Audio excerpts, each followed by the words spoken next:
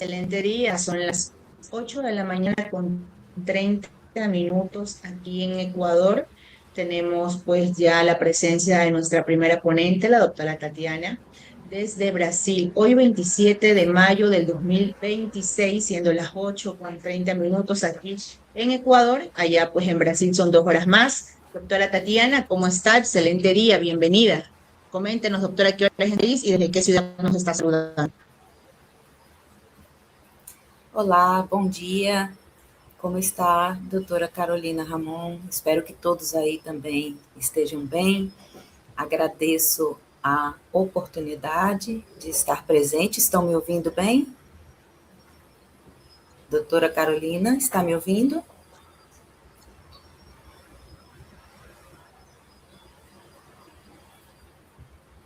Claro que sí, doctora. Coménteme, por favor, acerca de su formación académica y de su experiencia profesional. Adelante. Com muito gosto. Me chamo Tatiana Sokolowski, sou juíza de direito aqui no Brasil, no estado do Rio Grande do Norte, desde o ano de 2000. Atualmente, faço parte de um colegiado criminal numa unidade judiciária com competência em organização criminosa e milícia armada, há quase 5 anos nessa unidade. Nossa competência é estadual, portanto, qualquer crime que envolva organização criminosa e milícia armada vem para esta unidade. Também sou formada já desde 1992 pela Universidade Federal de Santa Catarina. Tenho mestrado em Ciências Jurídicas pela Universidade Autônoma de Lisboa. Antes disso, fiz um MBA em Gestão do Poder Público, do Poder Judiciário. E hoje estou aqui, enfim, para compartilhar algumas ideias com vocês sobre esse tema, audiências online na Justiça Penal Contemporânea. Aqui são 10h33 da manhã, do dia 27 de maio, e estou falando de Recife, no estado do Pernambuco. E estou à disposição, doutora Carolina, muito agradecida pelo seu convite. Se achar pertinente, posso começar.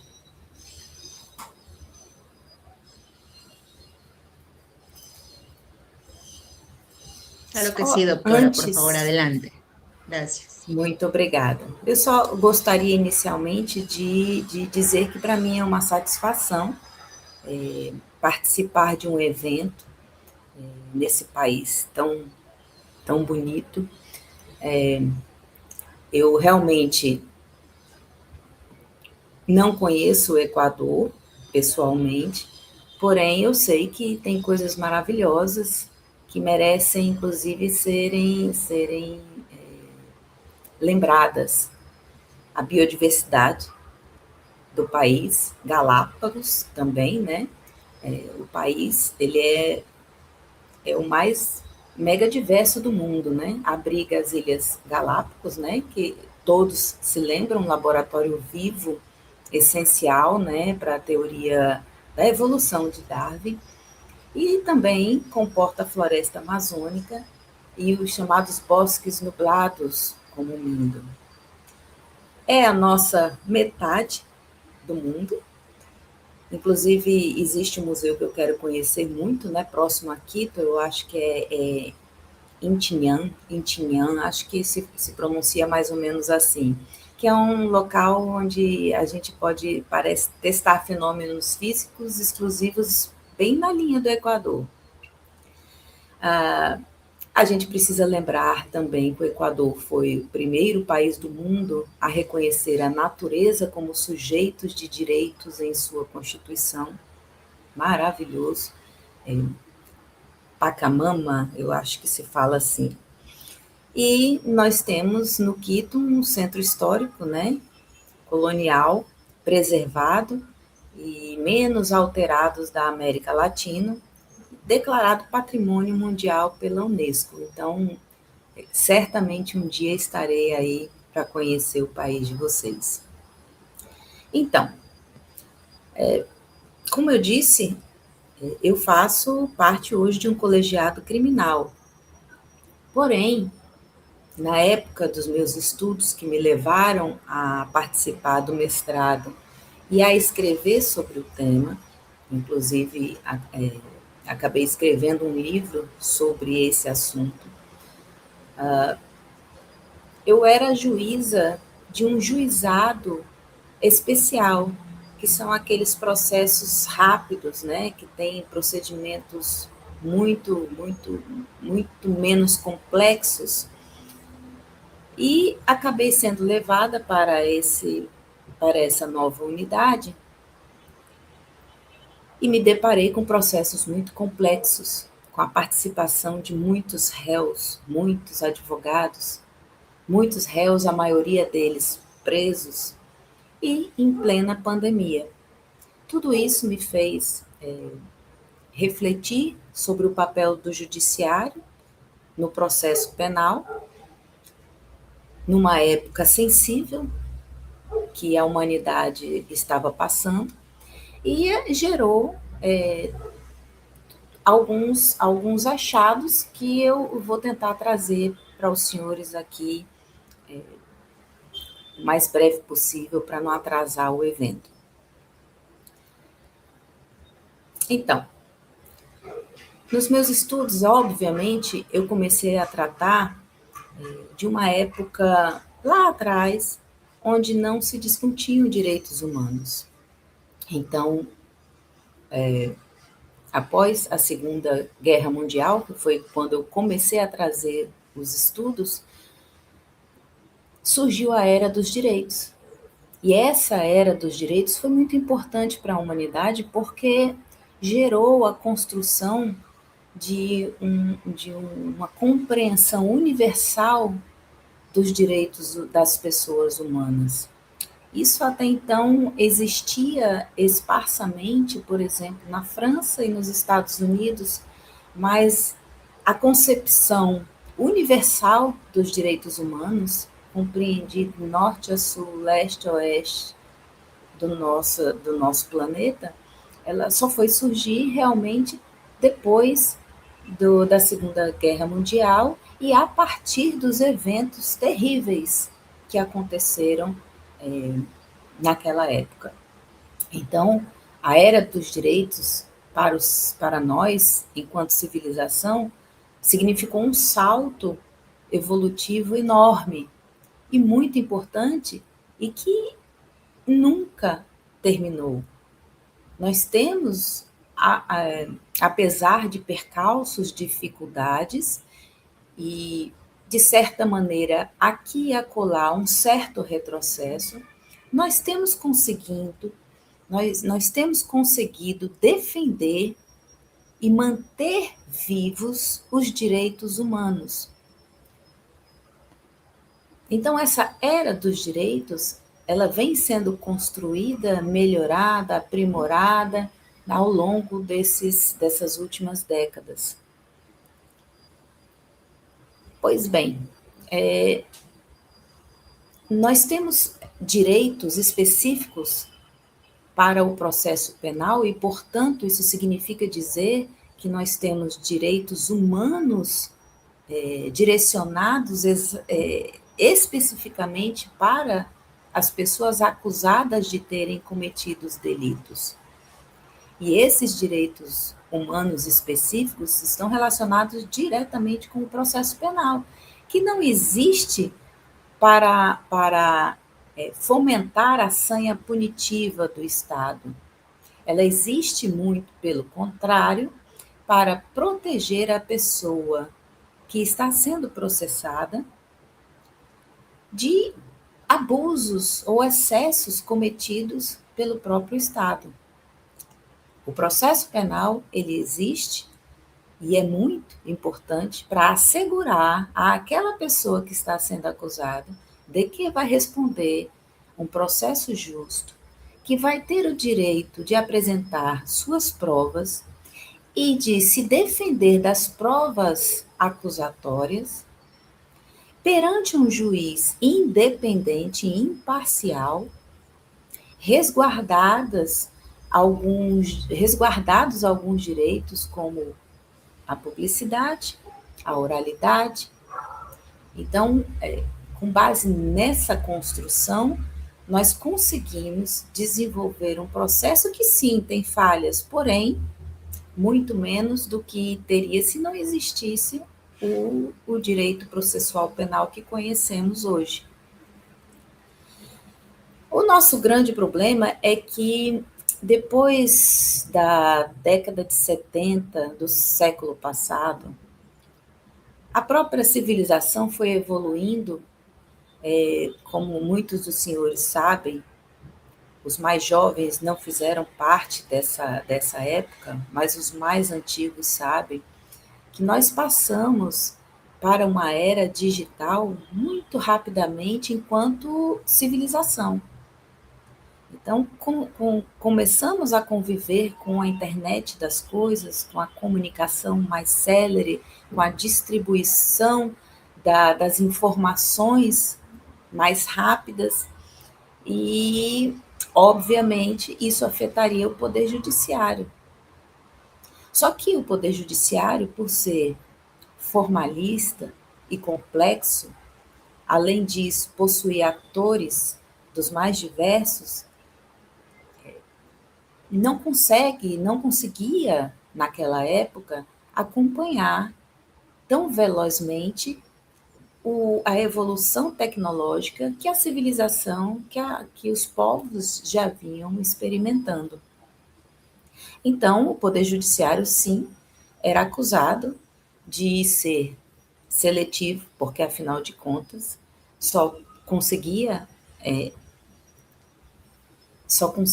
desenvolver alguma necessidade dentro do Poder Judiciário aquelas pessoas que tinham condições de pagar, além de taxas, emolumentos, também a sua defesa, o seu advogado. Era também considerada como lenta, atrasada, e tudo isso sempre gerou, para nós do Poder Judiciário, grandes críticas. Eu me formei, como já disse, em 1992. E quando eu era estagiária, naquela época, para nós, era tudo ainda muito lento. Nós mal tínhamos computadores. E qualquer investigação nossa vinham para fichas escritas, tudo à mão. E eu lembro como era muito difícil para nós o acesso à informação. Aliás, o próprio acesso ao conhecimento, porque, claro que bancas de advocacia que já eram bem formadas, ricas, elas tinham condições de ter a sua própria biblioteca. Mas no caso de estudantes e escritórios de advocacia mais novos, por exemplo, esse conhecimento era muito difícil. Então, nós não conseguíamos o acesso. Eu tinha que ir para uma biblioteca para poder estudar qual era a jurisprudência que se aplicava a determinado assunto, o que entendiam os doutrinadores. Não existia nada no mundo, na rede dos computadores, não existia informação, não existia Google, não existia nada, nenhuma dessas ferramentas. Atualmente, o chat GPT. Então, assim, tudo era muito difícil. Imagine como é que isso se produzia dentro do Poder Judiciário. Sim, eram inúmeras as críticas. Então, aos poucos, o Poder Judiciário foi tentando implementar algumas ferramentas tecnológicas, mas muito poucas. Eu, como entrei na magistratura em 2000, eu vi a evolução do processo físico para o processo que nós temos hoje, que é o processo eletrônico. Mas foi um caminho longo e hoje ainda temos muitas dificuldades. A pandemia veio Todos tivemos que ficar em casa e o Poder Judiciário teve que se adaptar. O que era ruim se tornou pior, porque até vir a adaptação propriamente dita, nós tivemos que passar por um tortuoso caminho, mais ainda dentro do processo penal. Por quê? Porque aqui no Brasil, pelo menos, enquanto grande parte dos processos cíveis, juizados, eleitorais, família, execução fiscal, já tinham virado processo eletrônico, o processo penal não. Houve uma relutância enorme. Os processos eram físicos, porque se compreendia que tudo deveria ser pessoal, físico, direto, imediato perante o juiz, porque se assim não fosse, não estaria garantido o direito à ampla defesa e nem ao contraditório. Então, nós atrasamos. Tanto é verdade que com a pandemia, nós passamos aqui no Brasil quase um ano com os processos paralisados e réus presos. Nós não conseguimos sequer fazer audiências, com medo de nos contaminar com processos físicos, porque naquela época ainda se afirmava isso com muita ênfase. E apenas com a construção permitida legalmente é que conseguimos escanear os processos penais, os inúmeros, as centenas de milhares de processos penais, conseguimos colocá-los dentro do PJE, que é o nosso processo eletrônico hoje, e conseguimos começar também a fazer as audiências online. Foi muito tempo desperdiçado. As audiências online eram super rechaçadas pela comunidade. Todos desconfiavam desse sistema porque nós lidávamos com direitos sensíveis como a liberdade. Réus estavam presos sem direitos a falar com seus familiares, a traçar estratégias com seus advogados. Os advogados não podiam entrar nos presídios, não havia autorização, não havia tecnologia dentro dos presídios para que houvesse a conversa sequer online. Foi um momento de caos dentro do processo penal, dentro do Poder Judiciário, no âmbito do direito penal. Mas bem, conseguimos implementar, diante de muita dificuldade, mas um porém. Essa implementação ela não foi testada, ela foi implementada e ponto. Se implementamos, se escaneamos os processos e abrimos uma plataforma para audiências online e para processos digitais, hoje mesmo começamos com as audiências. Ou seja, não houve teste, não sabíamos qual seria o desafio a enfrentar com essas mudanças. E esses desafios vieram, sem dúvida nenhuma. Imaginem os senhores que nós íamos fazer audiência, cada um na sua residência, testemunhas, muitas delas sequer sabiam utilizar a internet, outras não tinham internet em casa e outras tinham muita dificuldade de compreender aquela plataforma.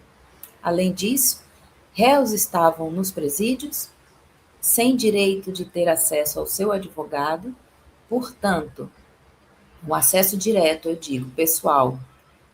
Portanto, a audiência se desenvolvia, as perguntas às testemunhas de acusação eram feitas e o réu só poderia conversar com seu advogado ao final, antes que fosse proceder com o interrogatório.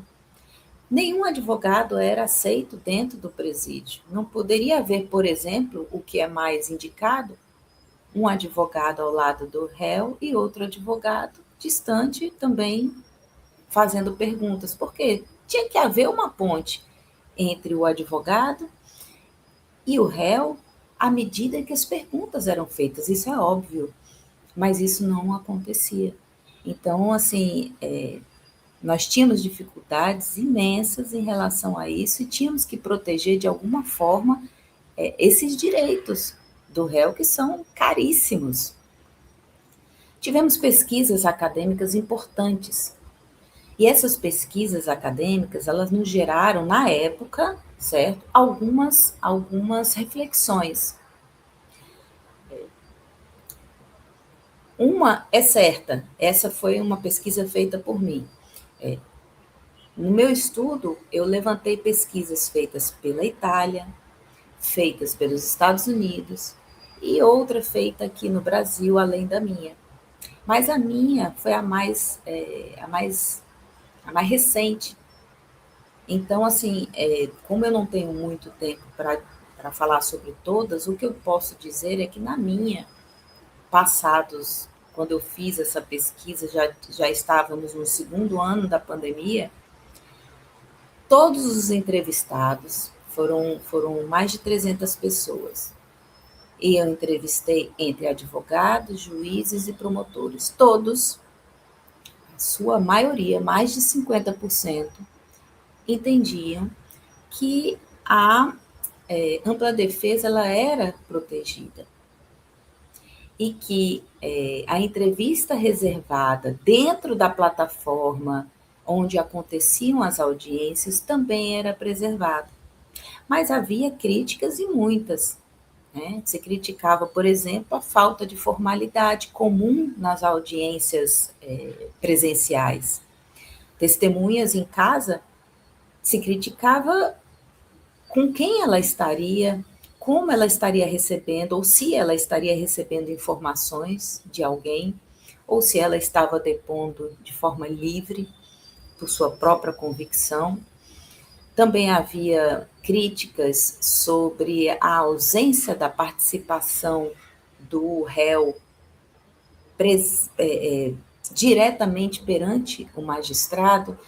Diziam que o magistrado não ia enxergar da mesma forma o réu como enxergava nas audiências presenciais, porque, afinal de contas, haviam expressões ou formas de se manifestar não verbais que não eram perceptíveis perante essas plataformas.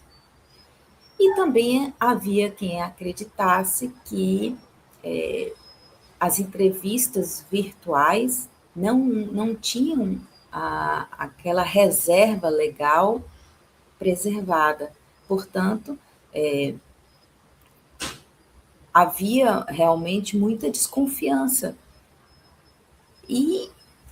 Mas, de todo jeito, o que me chamou muito a atenção é que ninguém mais abria mão de participar dessas audiências. Uma coisa era certa: o acesso à justiça penal era, de fato, garantido pela audiência online. E por quê? Porque advogados poderiam, por exemplo, estar em outra cidade e realizar a audiência daquele cliente que só tinha confiança na pessoa daquele advogado. Antes não seria possível, ou se reaprazava a audiência, ou então o advogado teria que colocar uma outra parceria para que pudesse a audiência se desenrolar, mas mesmo com a insatisfação do cliente que preferia estar com ele e não com esse outro parceiro. Então, essa pesquisa foi muito importante para eu conseguir compreender que o uso da tecnologia pelo Poder Judiciário é um caminho sem volta. E ele é positivo. Mas ele precisa de certos ajustes e ainda hoje, muito mais naquela época, porque todos os atores foram se conscientizando ao longo dos últimos anos da importância do uso da tecnologia no processo penal. Nós sabemos que o acesso à justiça é importante, mas nós temos que garantir mecanismos humanos, legais, tecnológicos, para que o réu possa exercitar a sua ampla defesa de forma não é apenas satisfatória, mas isento de críticas ou de dúvidas. E isso é importante. Então, quais foram os achados no decorrer desse período? A tecnologia ela é importante e quem garante isso é o Estado, ou quem deveria garantir isso é o Estado. Portanto, nós temos que ter uma tecnologia que permita, como por exemplo, nesse evento de hoje, que as pessoas possam ver as outras pessoas com uma imagem nítida, com um som perfeito, com uma iluminação que permita capturar aquelas mensagens não verbais. Nós temos que garantir que o réu não seja apresentado em situação degradante, como com uniformes ou com algemas. Nós temos que permitir que o acesso a essa plataforma seja amplo, portanto, ele tem que ser simples para que até aquelas pessoas com maior dificuldade possam entrar sem grandes desacertos. Além disso, a figura do magistrado é muito importante para garantir o exercício dos direitos humanos no processo penal. O juiz ele tem que estar atento durante toda a audiência para que o réu não seja constrangido, para que as testemunhas sejam ouvidas de forma livres, para que elas não sejam conduzidas a responder ou influenciadas a falar de determinada forma e muito menos sintam alguma forma de temor ou humilhação. Então, isso é uma cultura jurídica que nós temos que criar, temos que cobrar dentro do processo penal diariamente. Nas minhas audiências, por exemplo, eu desenvolvi nessas audiências online, nossas audiências são totalmente online. Por quê? Porque os nossos processos são complexos, formados por dezenas de participantes e com um número enorme de provas captadas por meio daquelas cautelares de busca e apreensão, de quebra de sigilo, de interceptação, enfim, é uma massa de dados enorme. Então, se nós fôssemos fazer a audiência física, dificilmente conseguiríamos fazer de uma maneira rápida. Então, a nossa legislação permite que essas audiências sejam online e também em virtude da gravidade dos delitos. Movimentar réus de grande periculosidade, ao menos em tese, para as audiências, além de gerar um custo altíssimo, gera também uma preocupação enorme com a segurança de todos. Então, nosso Código de Processo Penal permite que essas audiências sejam online.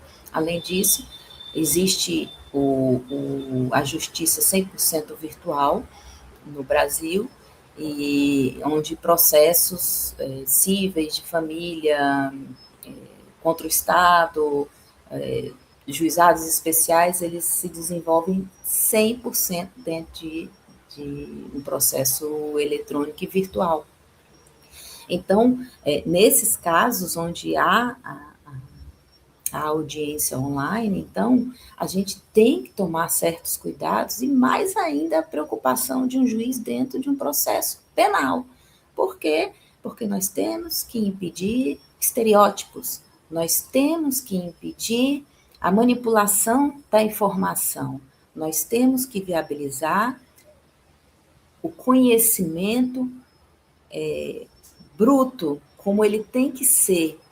E a gente tem que trabalhar também com a mentalidade, a nossa mente, a mente do magistrado na hora de julgar.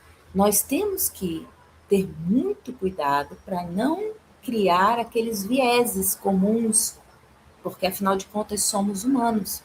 E por sermos humanos, também somos falíveis. Não há dúvidas. Se não fôssemos falíveis, não precisaríamos de tribunais recursais. Mas somos seres humanos, somos falíveis e, portanto, às vezes podemos ter percepções equivocadas das provas.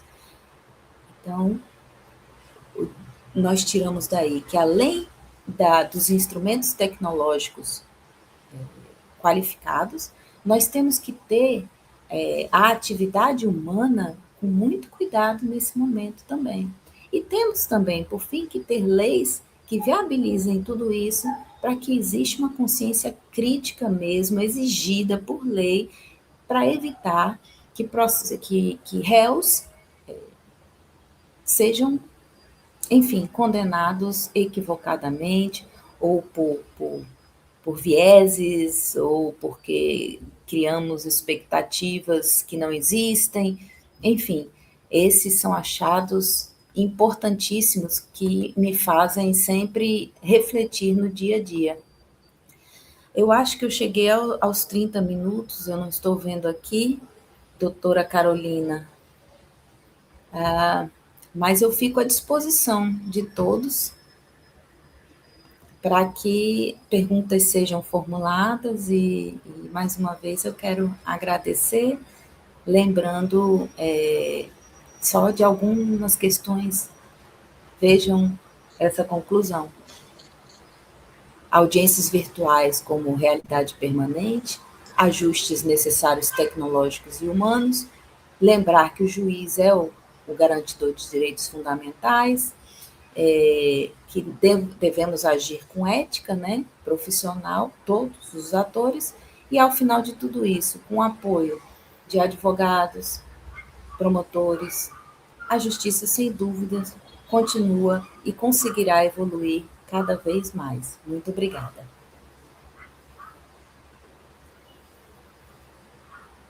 Sí, doctora, muchísimas gracias por su intervención dentro del evento, de este Congreso Multidisciplinario Permanente. Agradecer a cada uno de los avales, como la Universidad Tecnológica Intercontinental de Paraguay, también pues la Fundación Universitaria San Mateo de Colombia, la Fundación Universitaria San Martín, otras instituciones que nos están acompañando, cuando son las 9 de la mañana con 2 minutos en Ecuador. También agradecer a la Universidad Mi Ciencia, la Universidad Sapienza también, y a las otras instituciones que nos están acompañando en este evento. Son en total 42 instituciones que están avalando todos los eventos académicos de este año 2026 y que han venido acompañando a lo largo de todas estas jornadas de capacitación totalmente gratuitas. Doctora, agradecerle por el contenido de sus diapositivas, agradecerle por su tiempo, también por su puntualidad dentro de este evento, de este Congreso Internacional Permanente Multidisciplinario, con temas muy variados y componentes de algunos países que nos están acompañando el día de hoy. Gracias e felicidades. Gracias, doctora. Un abrazo.